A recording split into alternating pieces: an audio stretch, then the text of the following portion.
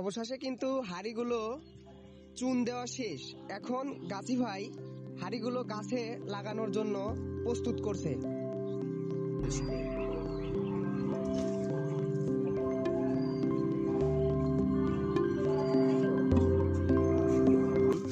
এইগুলো এরকম ভাবে নিয়ে হাড়িতে দেওয়া হচ্ছে।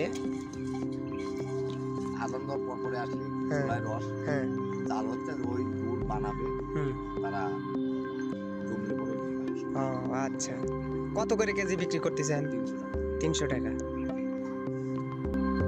শীতের কুয়াশায় ভরা অতিরিক্ত ঠান্ডার মধ্যেও গাছি ভাই রস ঢেলে রান্না শুরু করে দিয়েছে।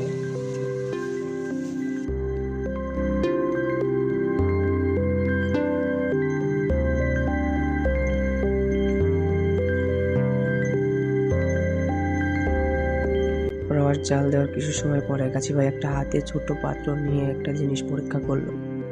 আমি তাকে জিজ্ঞেস করলাম কি জন্য এটা করলেন। গাছি ভাই বলল, গুড় যেন পুড়ে বা গন্ধ না বের হয়, তাই আমি দেখছি। গুড় জাল দেওয়া শেষ। গাছি ভাই এখন চুলার থেকে গুড়ের কড়াই নামাই নিল। গুড় যত সময় ঠান্ডা না হয় তত সময় গুড় সারপার দিয়ে লাড়তে হবে।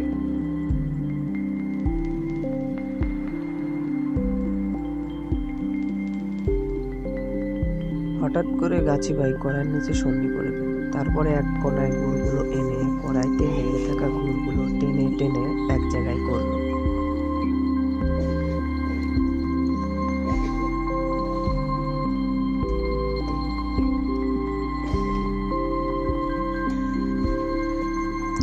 গাছি ভাই আমাদের জন্য কড়াইতে সারপাট দিয়ে অল্প একটু গুড় নিয়ে ঠান্ডা করে ফেলল।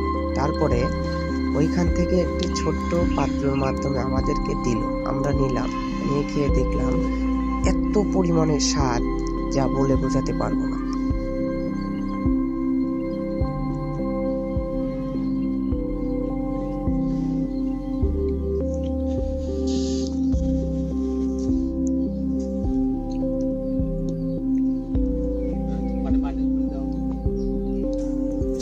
আচ্ছা, একটু নিয়ে দেখি। একদম চকলেট ফ্লেভার। কাকা কিরকম লাগতেছে? খুব সুন্দর লাগতেছে।